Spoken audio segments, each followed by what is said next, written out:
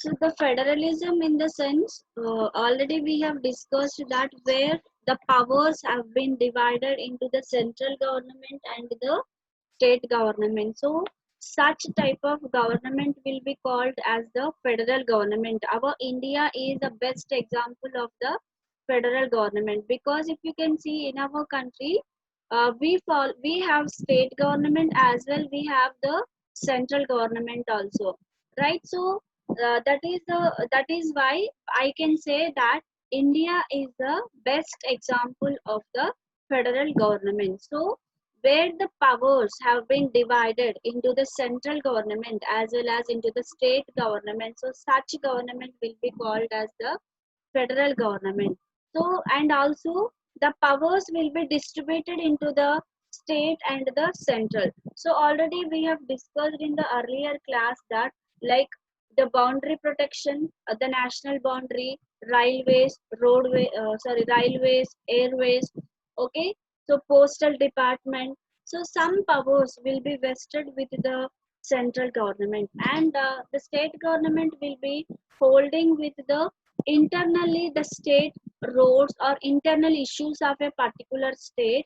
So those all comes under the state government. And also I have told you that one state government cannot involve in the other state's issue, but a central government is the head of all the states. A central government can involve in any state issues. So that is the power of the union government or the central government. So these are the powers, how the powers have been divided between the, union list and the state list, and what was the concurrent list. Concurrent list means some powers are there with the state and the central. So these concurrent powers are there with central and the state government. So what were the union list powers? I mean, what were the powers of the union and what were the powers of the state? So let us discuss now. So first, let us discuss about the union list. Okay, unlike the federal government of the United States, just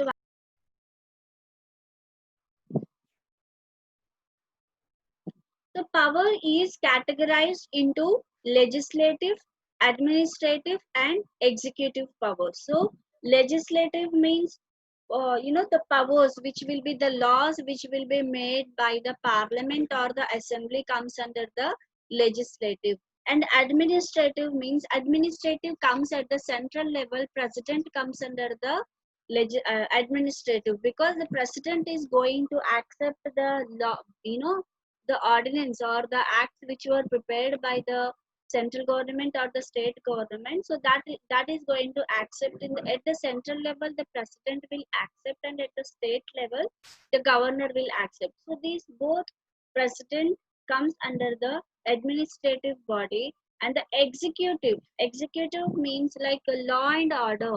This all police and the courts and judgments, this all comes under the executive powers. So these powers also have been divided into three categories at the central level as well as at the state level. So we have legislative powers, administrative powers, and executive powers. So these three are the important organs of the, either in the state or in the country. Very, very important, because the the laws which will be prepared and the implementation and the, administrative. So who is going to prepare the laws and who is going to accept the law and who is going to implement the law in the state or in the country. So these three departments are very, very important in the power making. And the legislative section is divided into three lists. So the legislative means whomever they are going to prepare the laws. Okay, so that comes under the legislative body. So this legislative section have been divided into three categories: union list, state list, and concurrent list. So these are the three bodies of the legislative section. And unlike the federal government of the United States, Switzerland, or Australia, residual powers remain with the center, as is the case with the Canadian federal government. So, like in the United States, Switzerland, or in Australia, so how the powers they are divided into the union state and the concurrent list. In the same manner, we also have the same kind of system. The powers have been divided into the central and at the state. So this federalism refers to the existence of more than one level government in the country. We have three levels of the government in our country: central government, state government, and local self-government. So when in a country more than one government forms, means not at the central level. Generally, we are talking about the governments in the country. When in a country more than one government forms, so such government comes, such government will be called as the federal government. So we have three levels of the governments in our country: central level, state level, and at the local self government. So that means our country comes under the federal government. So in India we have governments at the state level and at the center, and also Panchayati Raj is the third tier of the government which we have in our country. The constitution also specifies where each tier of government can get the money from for the work that is that it does. So the constitution, according to the constitution, even it is the state government or the central government or the local self government, according to the constitution only they have to work. So whatever the guidelines are given by the constitution, so according to the constitution only these three levels of the government should work. And these three levels of the government to work, these three levels of the government, the money from where they are getting the money and how they have to administrate the government. So each and every guidelines will be given in the Indian constitution, and according to these guidelines the Indian the government in India works. It may be sarpanch, it may be municipal mayor, or it may be chief minister or the prime minister. According to the constitution they have to work. And all Indians are governed by laws and policies made by each of these levels of government. So whatever the policies which we are following, so these all policies will be made by the different. If it is central government, the policies will be made for all throughout the country. And if it is a state government is making some laws, that laws will be followed only in our state government. It depends upon the government. Sometimes the government central government will make the laws, okay, and that laws should be accepted by all the people of the country. For example, I will tell you one of the law which was prepared just 6 months before. One law was prepared by the central government, that is triple talaq system. In the Muslim religion, actually, if the wife and husband, if they want to take the divorce, so they can say talaq, talaq, talaq three times, and the divorce will be taken by the wife and husband. So as it was approached to the the parliament, which was made a law that if the Muslim wife and husband, if they want to take the divorce, they have to approach to the court, and then only they can take the divorce. So this law was prepared by the central government, and this law is applicable for throughout the country. It is not applicable for a specified states. It is applicable for throughout the country. This is one law which is prepared by the central government. And let us discuss about one of the law which is made by the state government. So for example, if you take in the state government, for example, we have the policies which were introduced by our state, we have for farmers we have policies, for physically challenged people we have policies. So such kind of policies which will be only existed in our state only. These kind of policies which will not followed in the other states. So like there are some policies which only confined for a particular state. And there are policies. If a central government is preparing any kind of law or policy that is applicable for throughout the country, if any state government is making any law, so that is only applicable for that particular state only. It cannot be you know accepted by the other states. So in a such a way, these policies will be there in the federal government. So you may get one doubt here. Why actually need of the federal government? Can't Prime Minister administrate the king? Yes, it administration can be done, but the development, if we want the development more in a country, we should have a levels of the government. So if for example, if a prime minister will be there at the state level and prime minister should develop the country, it's highly impossible because each and every state information, the data should be there with the prime minister, the developmental activities and everything should be looked after by the central government only. If the powers is, the powers are divided into the some group of people, at a time the different states will be developed more. So that is the reason when we got the independence, so the first government decided that we should have the federal government system in our country because India suffered a lot in the others hand before the independence. So to overcome that problem, to develop our country very quickly, so the federal system of government implemented in our country. And now let us see the legislative powers. First section, union list. So uh, what are the topics are mentioned in the union list? Means what powers comes under the central government? So let us see. The union list consists of 100 items. Previously 97 items were there. Means items in the sense not anything or anything. 97 powers were there with the central government, but now we have in at this in the central level hand there are 100 powers are there with the central level: war and peace, atomic energy, citizenship, defense, foreign affairs, currency and coinage, navigation and shipping,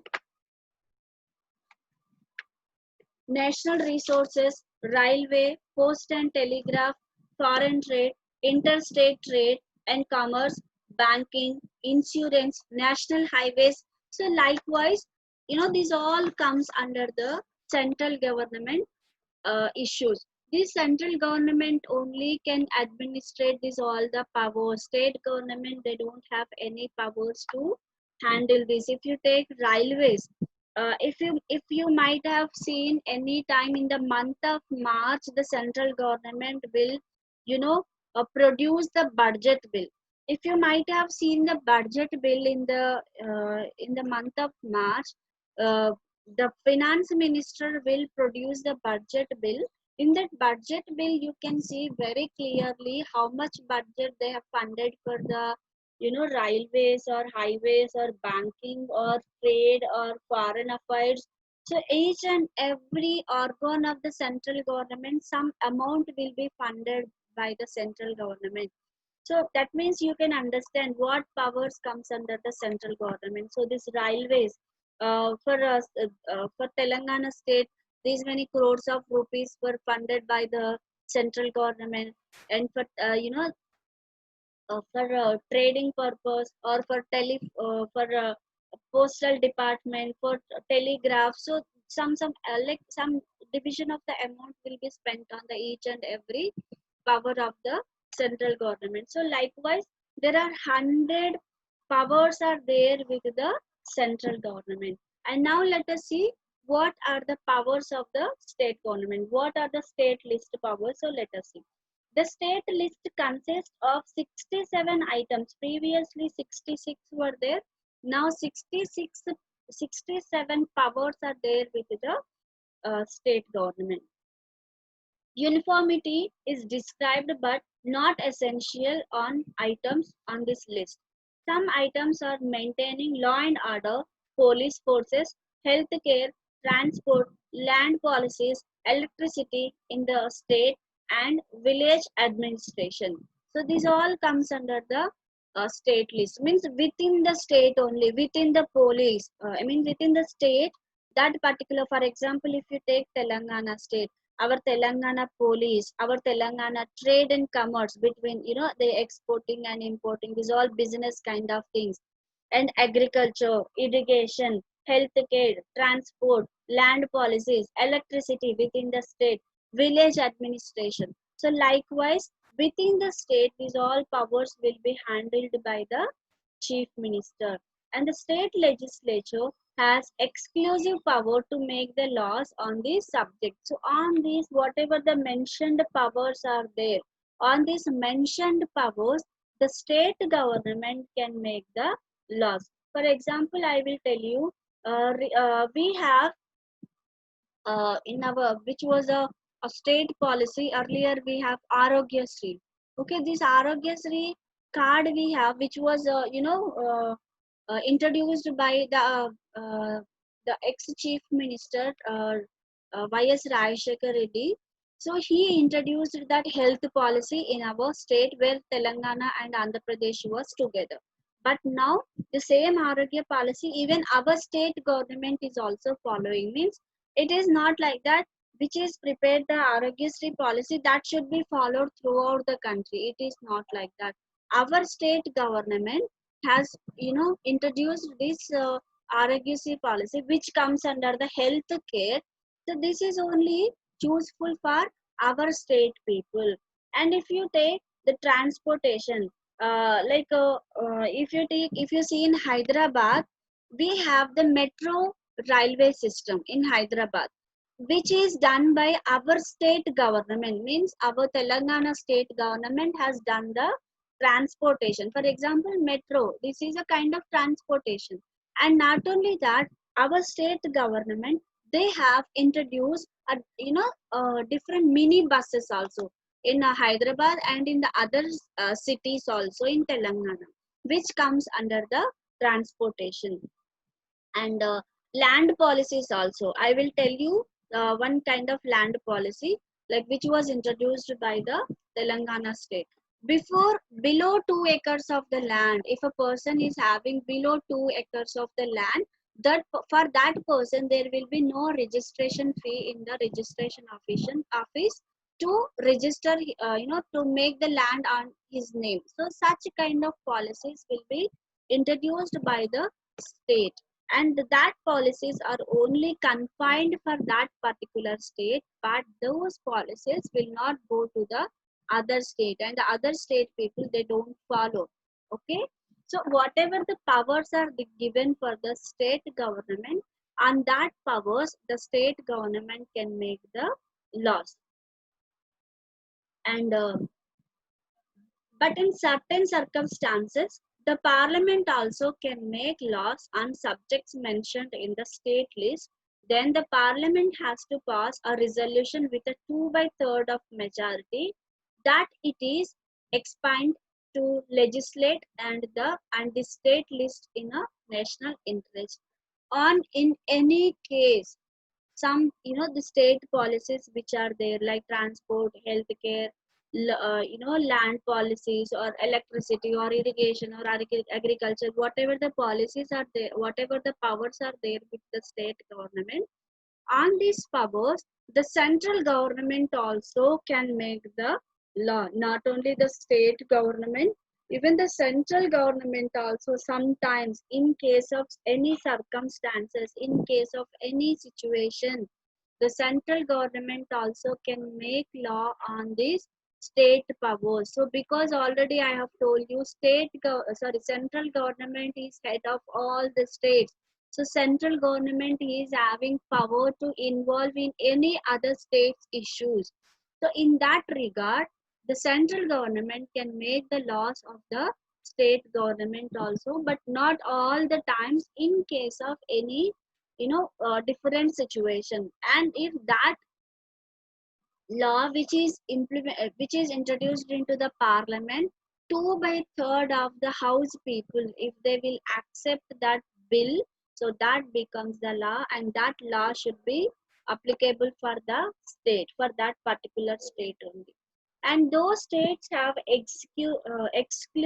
exclusive powers to legislate with the regard to items on the state list. Article 249, 250, 252, and 253 states the situations in which the central government can legislate on these items. So these articles 249, 250, 252, and 253, on these articles, the central government also can involve and can make the law. And now let us discuss about the concurrent list, which has the subject of the common interest both the center and state. So these powers are there with the central government and the state government. So let us see what are the concurrent lists. The union or the center and state have independent executive staff fully controlled by their respective governments, and the executive powers of the state and the center are extended to on issues they are empowered to legislate. So these both governments are having, central government as well as state governments, they have the powers on the concurrent list. As in legislative matters, in administrative matters also, the central government has been made more powerful than the states. The constitution has made it clear that the state governments cannot go against the central government in administrative matters. So if a central government has done one law, any state government cannot go against to it, because after so many discussions, one law will be issued into the country. So after that many discussions, if it is benefitable for the people, only the central government will prepare the law. So once it is done, the state government cannot ignore it, or the state government cannot go against it, and each and every citizen of the country should accept the law which is prepared by the central government, even it is a chief minister or even it is a minister or whomever it is, everybody in the country have to accept the law which is prepared by the union government or the central government. The state governments have to work under the supervision and the control of the central government. When these all the state government, that means we have 28 states in our country, that means 28 CMs are there in our country. These all 28 CMs, they have to work under the central government and the prime minister and the group of ministers, because prime minister is the head of the country. Head of the country in the sense, the administration powers more prepared by the prime minister. So whatever the states are there, they have to work under the central government, and the states should exercise their executive powers accordance with the law made by the parliament. So the parliament, the laws which are prepared by the parliament, so that laws should be executed by the state government. For example, let us take the pandemic situation which we had in the last 4 months onwards, which we are facing. So one of the ordinance which was passed by the prime minister, that to impose the curfew in all the states. So that should be accepted by the state government. The chief minister cannot say, who are you to tell to me? I don't impose any curfew in my state. I will do according to my wish. It should not be like that. All the chief ministers should accept the words which were told by the prime minister, or the law which is prepared by the parliament. Each and every state should accept, and they have to execute that. They execute in the sense, they have to implement in the state which are prepared by the central government. And the central government can make laws for maintaining good relations between the center and the states. So the central government always makes the laws to maintain a good relationship between the state and the central. And the central government it can control the state governments by directing them to make necessary steps for proper running of the administration. So, for example, if in case any issues are there in any state, it may be with the people problem or any other kind of issue. In that regard, Prime Minister can involve, means the central government can involve in that issues, and the central government can suggest some kind of suggestions to the state government. Even that power also will be there with the central government. And it can if a state fails to work properly or according to the constitution, the central government can impose president rule there under article 356 and take over its with the state's administration. For example, if a if a chief minister is failed to administrate in a state according to the constitution, if a chief minister going beyond the constitution, if he is not administrating according to the constitution, that chief minister powers can be taken by the president. Means prime minister will suggest to president that cancel the government in that so and so state and take the powers into your hand, and the president rule will be imposed in that particular state. So no cm will be there, no minister will be there, only president will be ruling the particular state. So that administrate under article 356, which is mentioned in the Indian constitution, that if any state is not administrating according to the constitution, so immediately the central government can cancel the state government, and that particular state will be administrated by the parliament. So the administrated by the president. So this kind of ruling will be called as the president ruling. And again, there are some officials of the central government who work in the state, thereby having control over the state government. So some of the officials, officers also, the central government officers also will be working in the state, and these central government officers will be controlling the state governments also, and that those officers will be appointed by the central government to control the states. And union control over states. So how the central government is controlling the states, let us see. According to the article 356 of the constitution of India, the states must exercise their executive powers in compliance with the law made by the central government. So all the state governments which the laws are prepared by the central government, they have to accept. And article 357 calls upon every state not to impede on the executive power of the union within the states. And article 352,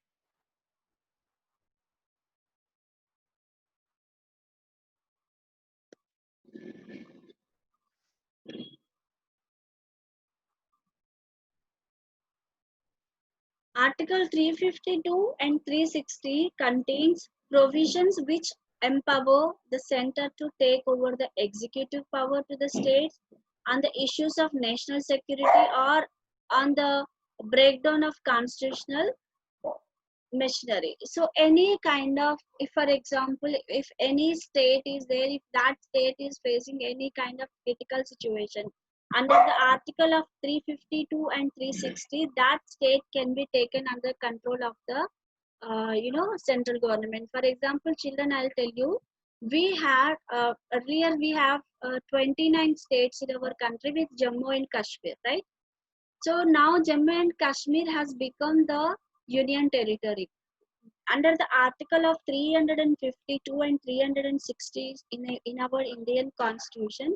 Under this article, if any state is facing any kind of security problem in that state, so immediately that state can be taken under the control of the central government, and that will be considered as the union territory. Means union territory in the sense the place or the region which will be directly ruled by the central government. So we used to have 7 union territories in our country. These all 7 union territories will be ruled by the central government only, because there may be any kind of religious problem, any kind of border issue problem, or any other kind of problems were there in such a place. So that place will be ruled directly by the central government. So but that place will be not called as the state.